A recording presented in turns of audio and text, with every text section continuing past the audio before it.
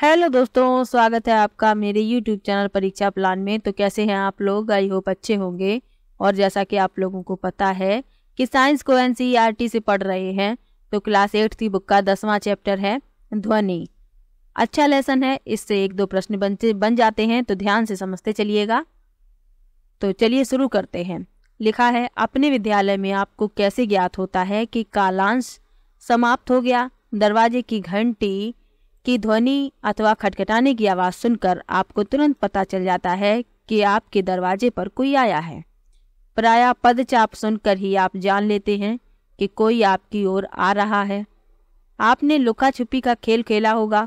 इस खेल में एक खिलाड़ी की आंखों पर पट्टी बांध दी जाती है और उसे अन्य खिलाड़ियों को पकड़ना होता है।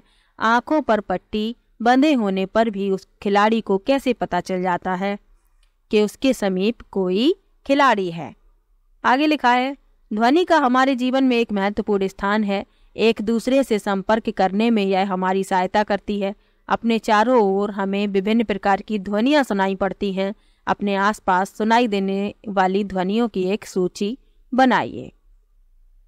अपने विद्यालय के संगीत कक्ष में आप बांसुरी, तबला, हारमोनियम आदि वाद्य यंत्रों की ध्वनियाँ सुनते हैं।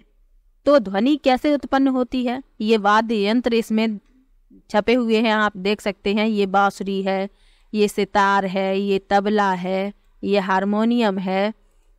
ये सभी क्या है? ये वाद्य यंत्र हैं जिनसे ध्वनियाँ उत्पन्न होती हैं।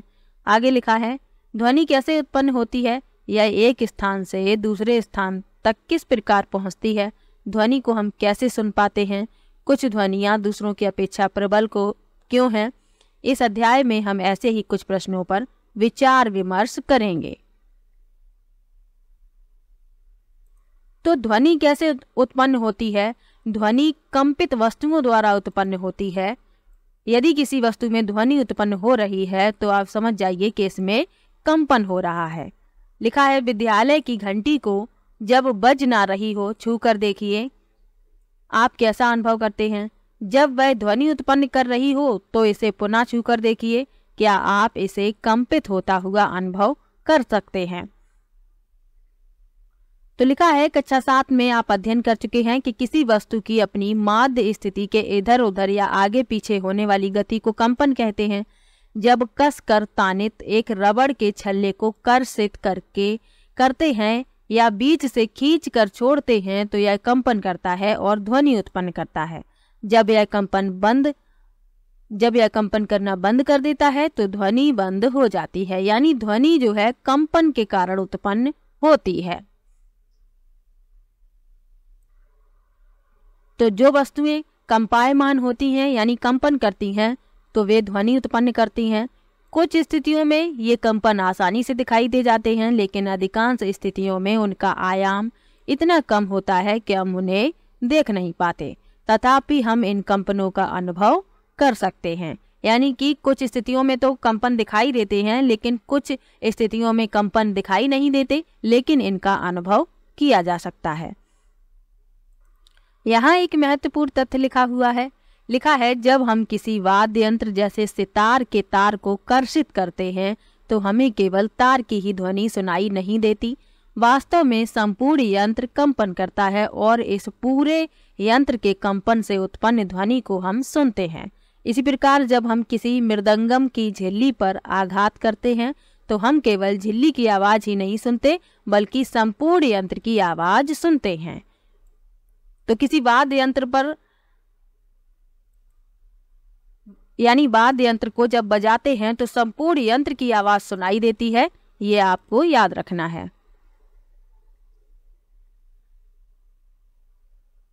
अब लिखा है, मनुष्यों द्वारा उत्पन्न ध्वनि, यानी मानव किस प्रकार से ध्वनि उत्पन्न करते हैं इसके बारे में लिखा है।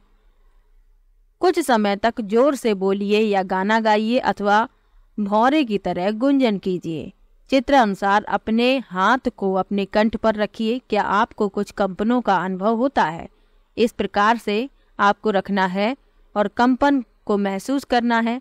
आगे लिखा है, मानवों में ध्वनि वाक् यंत्र अथवा कंठ द्वारा उत्पन्न होती है। अपनी उंगलियों को कंठ पर रखिए तथा एक कठोर उभार को खोजिए जो निगलते समय चलता हुआ प्रतीत होता है। शरीर का यह भाग वाक यंत्र कहलाता है। यह श्वास नली के ऊपरी सिरे पर होता है। वाक यंत्र या कंठ के आर पार दो वाक तंतु इस प्रकार तानित होते हैं कि उनके बीच में वायु निकलने के लिए एक संकीर्ण झिरी बनी होती है। ये वाक यंत्र आप देख सकते हैं चित्र में, ये यहाँ पर स्थित होता है और इस प्रकार से होता है अंदर की तरफ। आगे लिखा है, जब फेफड़े वायु को बलपूर्वक झिरी से बाहर निकालते हैं तो वाक तंतु कंपित होते हैं, जिससे ध्वनि उत्पन्न होती है। वाक तंतुओं से जुड़ी मांसपेशियां तंतुओं को तना हुआ या ढीला कर सकती हैं।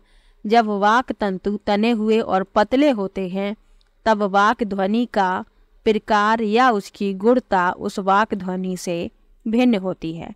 जब वाक तंतु ढीले और मोटे होते हैं, आइए देखें कि वाक तंतु किस प्रकार कार्य करते हैं। तो वाक तंतु किस प्रकार से काम करते हैं, इसके लिए एक छोटा सा क्रियाकलाप है। लिखा है, समान साइज की रबड़ की दो पट्टियां लीजिए, इन दोनों को एक दूसरे के ऊपर रखकर कसकर तानिए। अब इनके बीच के अंतराल में हवा फूंकिए। जब तानित रबड़ की पट्टियों के बीच से हवा फूंकी जाती है तो ध्वनि उत्पन्न होती है।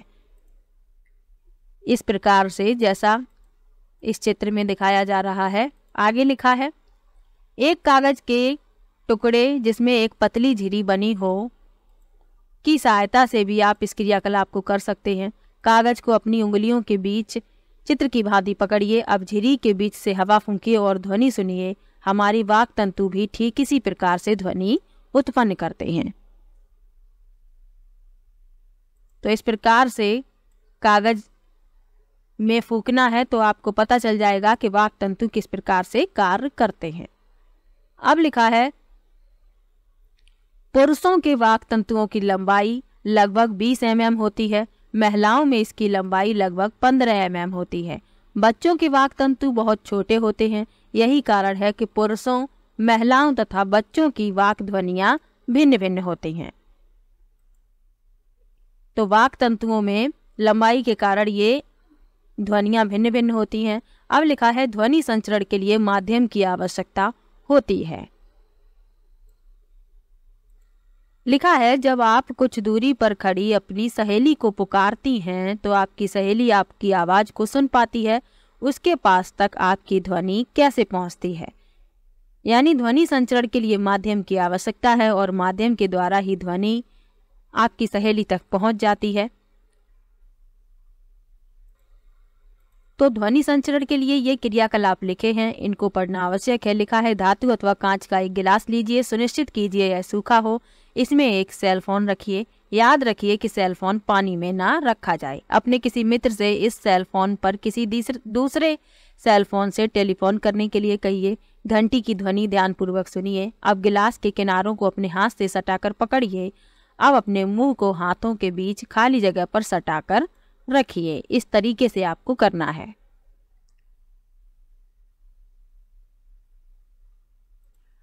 अपने मित्र को फिर से टेलीफोन करने के लिए संकेत दीजिए। गिलास में से वायु को मुंह द्वारा खींचते हुए घंटी की आवाज को सुनिए। क्या गिलास में वायु बाहर खींचने पर घंटी की आवाज धीमी हो जाती है? में ध्वनि का संचरण नहीं होता है। आगे लिखा भी है, वास्तव में यदि आप गिलास में से सारी वायु खींच पाते तो ध्वनि पूरी तरह सुनाई देना बंद हो जाती। इसका कारण है कि ध्वनि को संचरण के लिए कोई माध्यम चाहिए। जब किसी बर्तन में से वायु पूरी तरह निकाल दी जाती है तो कहा जाता है कि बर्तन में निर्वात है, ध्वनि निर्वात में संचरित नहीं हो सकती। तो आपको ये याद रखना है। अब लिखा है कि पानी में ध्वनि संचरित होती है कि नहीं, इसके लिए क्या है, क्रियाकलाप है छोटा सा। एक बाल्टी अथवा स्नान टब लीजिए, इसे स्वच्छता से जल से भरिए। एक हाथ में एक छोटी घंटी लीजिए। ध्वनि उत्पन्न करने के लिए इस घंटी को जल में हिलाइए। ध्यान रखिए कि घंटी बाल्टी या टब की दीवारों को ना छुए। अपने कान को जल की सतह पर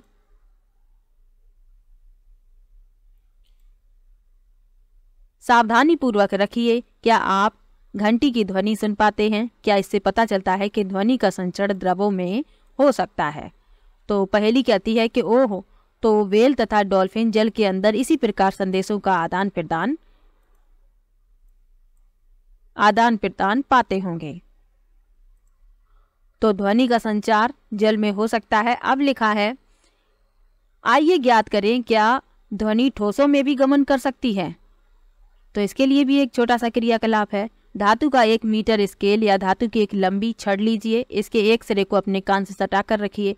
अपने मित्र से स्केल के दूसरे सिरे को धीमे से खरोंचने या खटखटाने को कहिए। क्या आप खरोंचने की ध्वनि सुन पाते हैं? अपने आसपास खड़े हुए मित्रों से पूछिए, क्या वे भी इस ध्वनि को सुन पाते हैं?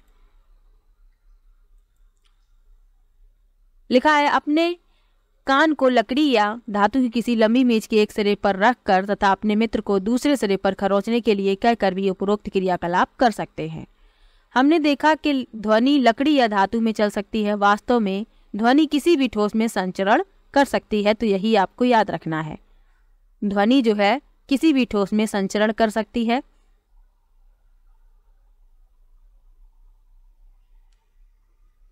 अब ये तो जान लिया कि ध्वनि कंपायमान वस्तुओं से उत्पन्न होती है और इसे संचरण के लिए किसी माध्यम की आवश्यकता होती है। यह गैस, द्रव, ठोस कोई भी हो सकता है। अब जानेंगे कि हम ध्वनि को कैसे सुनते हैं। तो लिखा है, हम ध्वनि को अपने कानों द्वारा सुनते हैं।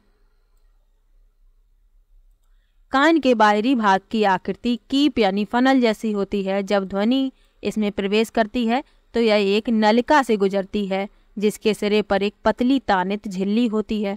इसे कर्णपटय कहते हैं। यह एक महत्वपूर्ण कार्य करती है। यह जानने के लिए कि कर्णपटय क्या है, आइए टिन के डिब्बे का एक पढ़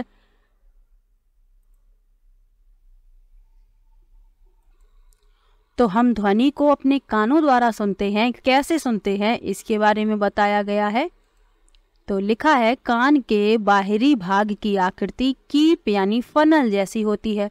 जब ध्वनि इसमें प्रवेश करती है तो यह एक नलिका से गुजरती है जिसके सिरे पर एक पतली तानित झिल्ली होती है जिसे कर्णपटय कहते हैं।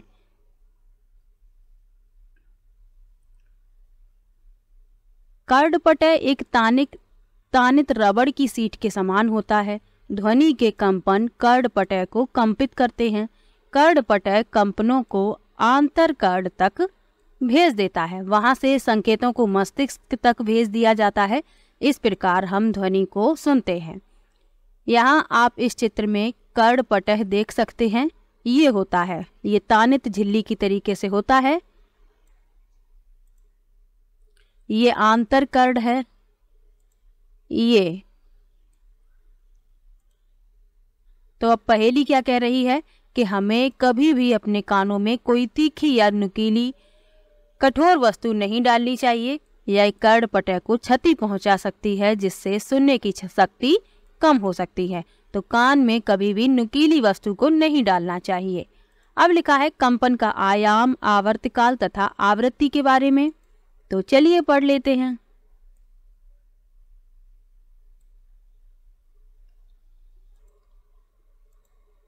लिखा है, हम जानते हैं कि किसी वस्तु का बार बार इधर उधर गति करना कंपन कहलाता है। इस गति को दोलन गति कहते हैं। यानी वस्तु जब इधर उधर गति करती है तो यह कंपन कहलाता है और इस गति को दोलन गति कहते हैं। आप पिछली कक्षाओं में दोलन गति तथा इसके आवर्तकाल के बारे में पढ़ चुके हैं।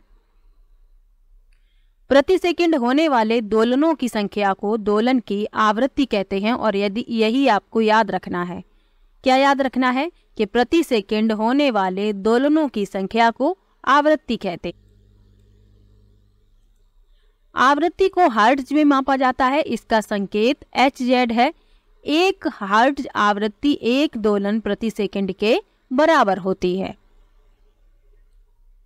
आगे लिखा है, ध्वनि उत्पन्न करने वाली वस्तु को देखें बगैर भी आप अनेक सुपरिचित ध्वनियों को पहचान सकते हैं। यह कैसे संभव हो पाता है? इसके लिए यह आवश्यक है कि ये ध्वनियां भिन्न प्रकार की हों। क्या आपने कभी सोचा है कि कौन से कारक इन्हें भिन्न बनाते हैं? आयाम तथा आवृत्ति किसी ध्वनि के 2 महत्वपूर्ण गुण हैं। क्या हम ध्वनियों में उनके आयाम तथा आवृत्तियों के आधार पर अंतर कर सकते हैं? बिल्कुल कर सकते हैं। अब लिखा है प्रबलता तथा तारत्व के बारे में। प्रबलता क्या है और तारत्व क्या है?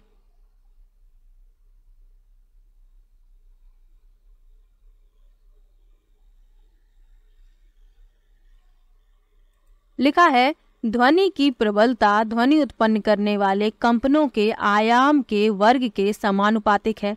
उदाहरण के लिए यदि आयाम दुगना हो जाए तो प्रबलता 4 के गुणक में बढ़ जाती है। प्रबलता को डेसिबल मात्रक में व्यक्त करते हैं। निम्न सारणी विभिन्न स्रोतों से आने वाली ध्वनि की प्रबलता का कुछ बोध कराती है। तो यहाँ पर प्रबलता के बारे में लिखा हुआ है। सामान्य श्वास की कितनी होती है प्रबलता? 10 डेसिबल। मंद फुसफुसाहट 30 डेसिबल। सामान्य बातचीत 60 डेसिबल। व्यस्त यातायात 70 डेसिबल और औसत फैक्ट्री 80 डेसिबल।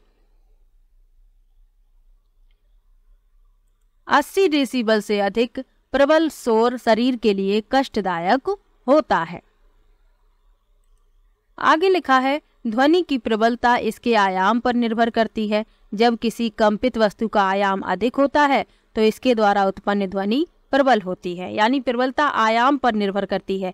यदि आयाम अधिक है तो ध्वनि अधिक प्रबल होगी और जब आयाम कम होगा तो उत्पन्न ध्वनि भी कैसी होगी? मंद। तो ये बातें आपको याद रखनी है। आगे लिखा है किसी बच्चे की ध्वनि की तुलना एक वयस्क से कीजिए, क्या इनमें कुछ अंतर है? चाहे दोनों ध्वनियां समान रूप से प्रबल हों फिर भी उनमें कुछ भिन्नता पाई जाती है। ये भिन्नता किस प्रकार है? लिखा है आवृत्ति ध्वनि की तीक्ष्णता या तारत्व को निर्धारित करती है।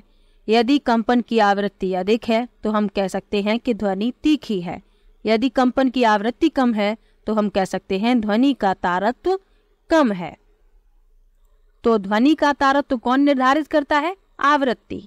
आगे लिखा है उदाहरण के लिए ढोल मंद आवृत्ति से कंपित होता है, इसलिए कम तारत्व की ध्वनि उत्पन्न करता है। दूसरी ओर सीटी की आवृत्ति अधिक होती है और इसलिए अधिक तारत्व की ध्वनि उत्पन्न करती है। पक्षी उच्च तारत्व की ध्वनि उत्पन्न करता है जबकि शेर की दहाड़ का तारत्व मंद होता है। तथापि शेर की दहाड़ अत्यधिक प्रबल है जबकि पक्षी की ध्वनि दुर्बल होती है। अब लिखा है श्रव्य तथा अश्रव्य ध्वनियां। श्रव्य यानी सुने जाने वाली और अश्रव्य नहीं सुने जाने वाली ध्वनियों के बारे में लिखा है हम जानते हैं कि ध्वनि उत्पन्न करने के लिए हमें एक कंपायमान वस्तु की आवश्यकता होती है। क्या हम सभी कंपायमान वस्तुओं की ध्वनियां सुन सकते हैं? तथ्य यह है कि लगभग 20 कंपन प्रति सेकंड से कम आवृत्ति की ध्वनियां मानव कान नहीं सुन सकते। यह कह सकते हैं कि 20 हर्ट्ज से कम आवृत्ति की ध्वनियां मानव कान द्वारा संसूचित नहीं की जा सकती। ऐसी ध्वनियों को अश्रव्य ध्वनियां कहते हैं। यानी 20 हर्ट्ज से कम आवृत्ति की ध्वनियां मानव द्वारा नहीं सुनी जा सकती हैं, इसीलिए इन्हें अश्रव्य ध्वनियां कहते हैं। उधर लगभग 20,000 कंपन प्रति सेकंड यानी 20,000 प्रति सेकंड से अधिक आवृत्ति की ध्वनियां भी मानव कान द्वारा संसूचित नहीं की जा सकती। तो 20 हर्ट्ज से कम और 20,000 हर्ट्ज से अधिक की ध्वनियों को मानव कान नहीं सुन सकते हैं और 20 हर्ट्ज से कम की ध्वनियां मानव नहीं सुन सकते हैं। अतः कानों के लिए श्रव्य की आवृत्ति का परास लगभग 20 हर्ट्ज से 20,000 हर्ट्ज होता है। इसका अर्थ यह है कि हम केवल 20 हर्ट्ज से 20,000 हर्ट्ज के बीच की आवृत्ति वाली ध्वनियां ही सुन सकते हैं। अब यहाँ एक महत्वपूर्ण तथ्य है। लिखा है कुछ जंतु 20,000 हर्ट्ज से अधिक की आवृत्ति की ध्वनियों को भी सुन सकते हैं। कुत्तों में यह क्षमता है। पुलिसकर्मी उच्च आवृत्ति की ध्वनि उत्पन्न करने वाली सीटियों का उपयोग करते हैं जिसे कुत्ते सुन सकते हैं लेकिन मानव नहीं सुन सकते। जाने माने पराश्रव्य ध्वनि उपकरण जो चिकित्सा के क्षेत्र में अनेक समस्याओं के अनुसंधान एवं निदान के लिए प्रयोग होते हैं 20,000 हर्ट्ज से अधिक की आवृत्ति पर कार्य करते हैं। तो मानव जो ध्वनियां सुन सकता है उसका परास आपको याद रखना है 20 हर्ट्ज से 20,000 हर्ट्ज के बीच की आवृत्ति वाली ध्वनियां ही मानव सुन सकता है। अब लिखा है शोर और संगीत के बारे में। लिखा है हम अपने चारों ओर विभिन्न प्रकार की ध्वनियां सुनते हैं। क्या ध्वनि सदैव सुखद होती है? क्या ध्वनि कभी कभी आपको कष्ट पहुंचाती है? कुछ ध्वनियां आपको सुखद लगती हैं जबकि कुछ अच्छी नहीं लगती। मान लीजिए दूसरी ओर आप वाद्य यंत्रों की ध्वनियों का आनंद लेते हैं। सुस्वर ध्वनि वह ध्वनि है जो कानों को सुखद लगती है। हारमोनियम द्वारा उत्पन्न ध्वनि सुस्वर ध्वनि कहलाती है। लेकिन यदि संगीत अत्यंत प्रबल हो जाए तब भी क्या ये संगीत रहेगा? तो ये संगीत नहीं रहेगा। यदि संगीत अत्यधिक प्रबल हो जाए तो ये भी शोर का रूप ले लेगा। अब लिखा है ध्वनि प्रदूषण। लिखा है आप वायु प्रदूषण के बारे में पहले से ही जानते हैं। वायु में अवांछित गैसों तथा कणों की उपस्थिति वायु प्रदूषण कहलाती है। इस प्रकार वातावरण में अत्यधिक या अवांछित ध्वनियों को ध्वनि प्रदूषण कहते हैं। क्या आप ध्वनि प्रदूषण के कुछ स्रोतों की सूची बना सकते हैं?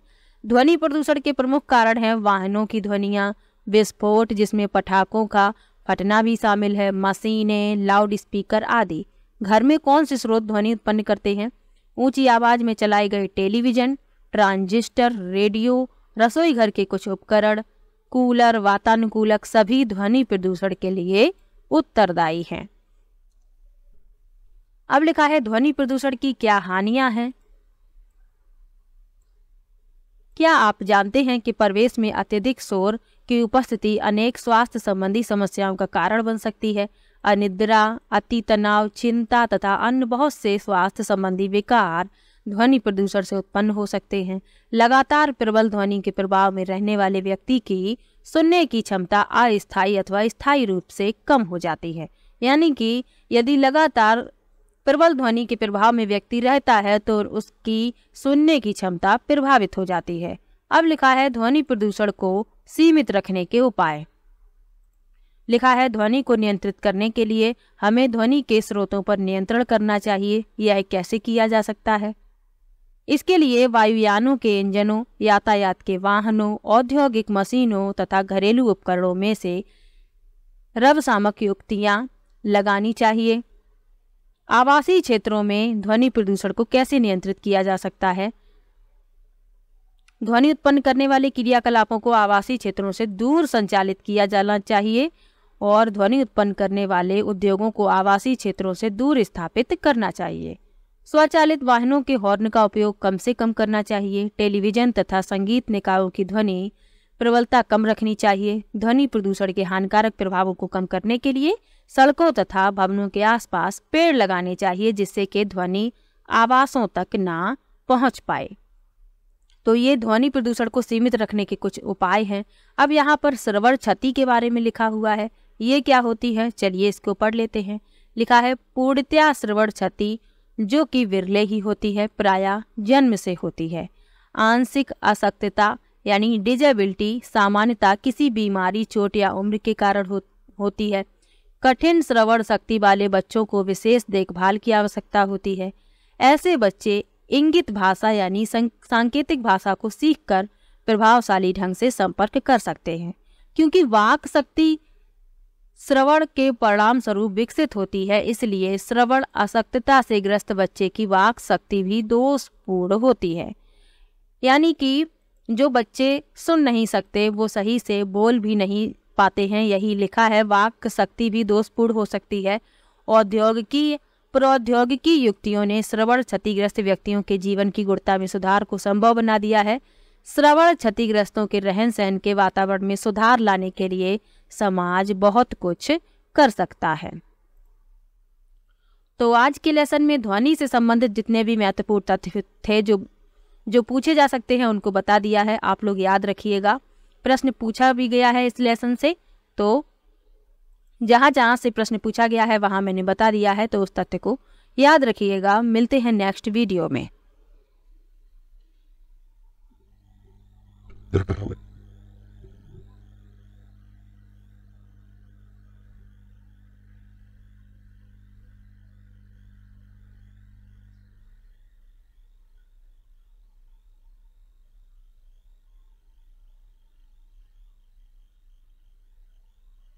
तो वीडियो कैसा लगा कमेंट बॉक्स में ज़रूर बताइएगा। वीडियो को लाइक कीजिए, शेयर कीजिए और चैनल को सब्सक्राइब कर लीजिए।